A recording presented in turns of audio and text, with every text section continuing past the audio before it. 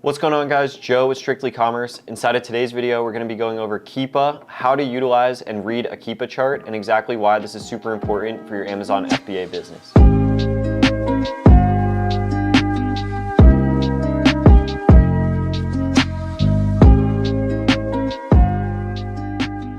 So inside of this video, we're going to be doing an in-depth tutorial on how to utilize Keepa and Keepa charts to make smart buying decisions for you and your business for Amazon FBA. What Keepa is it's basically the most accurate product research software that you're able to utilize for Amazon. It tells us how many people are in stock on a listing, how much a listing sells, what price point the buy box is at, what price point people are listing at, how many items they've actually sold off of a given listing, which variation's the best, buy box statistics and how much percentage share of buy box people are holding and at what price point. Overall, Keepa tells us basically everything that we would want to know and is kind of like an all-in-one software for Amazon FBA product research. If you're going to pick one software to utilize for this business, you're definitely going to want to pick Keepa, as it's basically like $20 per month and allows you to do a ton of research on your items. Everything that we've said before, and it's the most accurate in terms of what information it's actually spitting out at you and what price points the items are really selling for. So within Keepa, there's going to be a lot of different ways that you could set up your charts, and I tend to take a little bit of a minimalistic approach. But inside of this video, we're going to be going over multiple different types of listings where Amazon controls the buy box, listings where third parties control the buy box, listings where the brand owner controls the listing, and things that we need to stay away from. So let's jump inside my computer and start going over Keepa charts. So now that we're inside my computer, this is a Keepa chart for an FBA listing. It's controlled by third-party sellers. As we can see here, there's a bunch of different offers that are kind of popping in and out on the bottom. So basically what we're looking for in Keepa, this is how I have mine set up. Yours might tend to look something like maybe this off the bat once you pay for the Keepa. Now, I'll tell you exactly why I set mine up this way. I took away rating and review count, and here's why.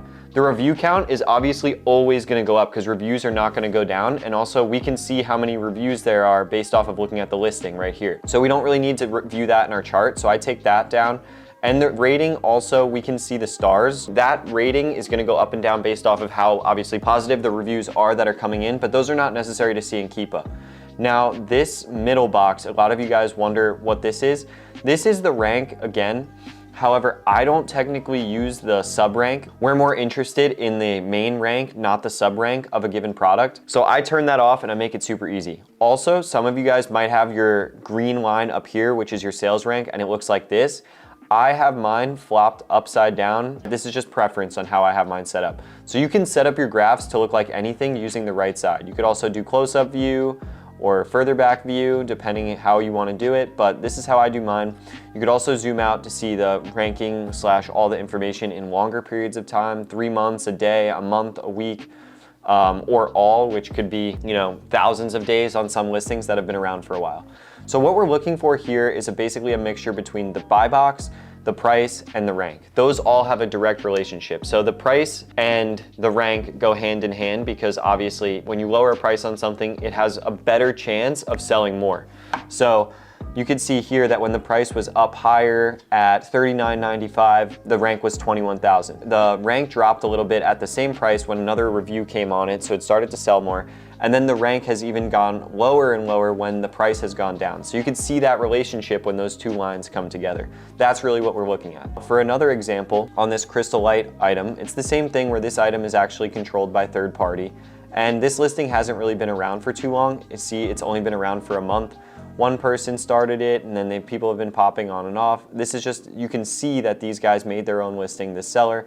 They're holding the buy box at certain prices, and these guys are really just trying to rank this item and get the listing going. They own it, and that's, that means they hold this listing, and we could see that here. On the next example with this Dove soaps, this is a really good example of how you actually can compete against Amazon.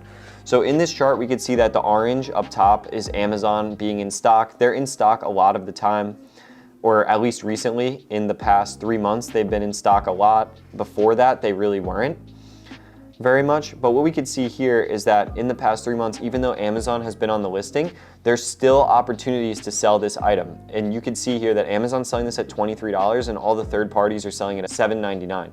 So the third-party distributors or the third-party sellers are kicking Amazon on this one, and they're getting pretty much all the sales. Now, if we want to see more about that, we can go over here to data and buy box statistics, and then you can see who's actually holding which share of the buy box in the past 30 days, in the past 90 days, in the past 180 days, 365 days. So we can see here that compared to Amazon, these guys hold the majority of the buy box, selling at 803. These guys hold the next highest share, selling at 821, and then the rest of the stuff goes down. These guys are selling for cheaper, but they're not FBA, which is why they're not getting as big of a share of the buy box. And that's why I always recommend that you do send FBA, because you are gonna get the most buy box share there. Additionally, with FBM, you're gonna get priced, like when I see something like this on a listing, I'm automatically not even gonna compete with this FBM seller because he's selling for cheaper, and if I sell it even at 10, 15% higher, I'm gonna get the buy box anyway over him. And Keepa tells us that information. Furthermore, inside of Keepa, over here we could see offers. Now this one is really, really cool because this is a good way to see how many of the item are selling for specific sellers. So these guys, the RYBRM deals, the big seller that's on these listings. If we click include historical offers and we look here, this is each seller and how many they're actually selling. So you can see in stock, they have 34.95. They sold over around 7,000, and in the past 30 days, they've sold 1,100. And we can see here based on their stock levels. In the January, they ran almost out of stock to 18, then they restocked, then they've dropped all the way down and sold them. Then it's gone back up where they restocked, again, they sold them, and so on and so forth here. So we could see that in real time, and I'm pretty sure we could actually open this out to 180 days and see more. We're gonna keep this just on 90 for now. You could also see all the other sellers, how many have they sold. So what we're looking for on this page here is we're gonna see, how many items that they're, what their stock levels are looking like. So if they're consistently adding inventory and then their stock goes down, then they add more and their stock goes down, that means the item is actually selling and these guys are making money on this item. What we're looking for on this page is actually to see, that these guys are really selling out of their inventory and that this item could actually move. And that's how we kind of scroll through it here. And then on the bottom, we're able to see that around 2,100 of these sold in the past 30 days based off of all the sellers. So, that's just some good info there. Now on this listing is an example of something that has a pretty stable price point. This kind of, for the past, what was this? Since November, this item's pretty much stayed around the same price. It dropped from 1990 to 1950, so it dropped 40 cents. And I think these guys are just trying to get the rank down. Also, some new sellers have hopped in. But we can see a lot more info here because we could see based off of buy box statistics. The chart in the beginning is just the beginning of the research process. And the deeper you go, the better chance you'll have at making good buys on your inventory.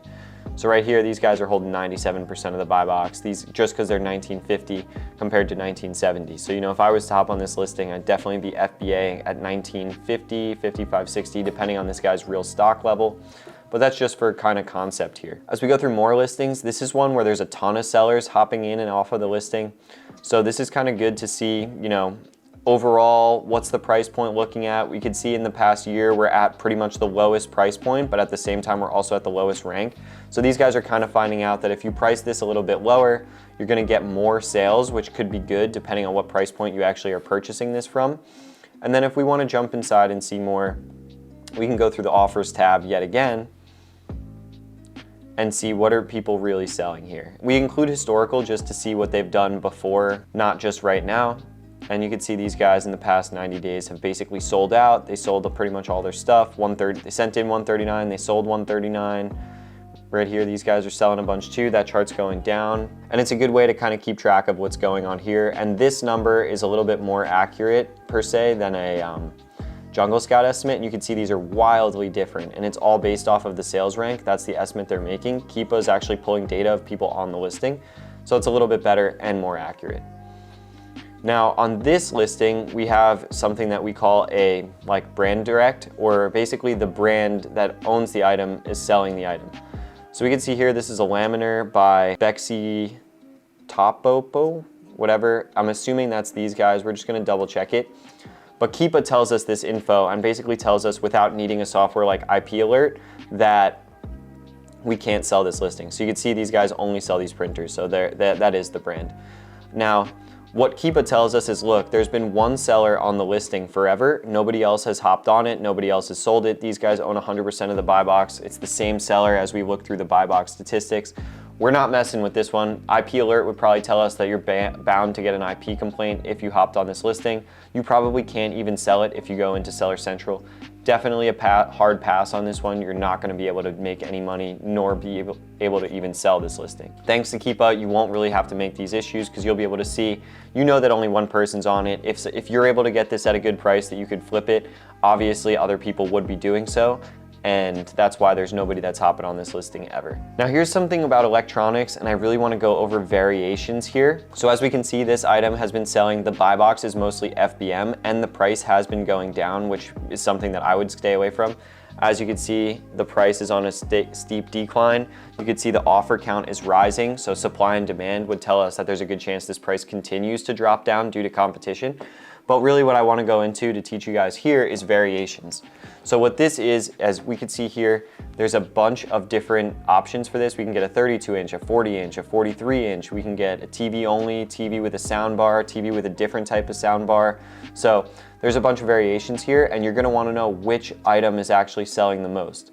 So we can see here, this is the 32-inch TV only, has the crown, has the most ratings, so that kind of means it has the most sales on this listing. Then underneath is the 40-inch TV only, then the 43-inch TV only.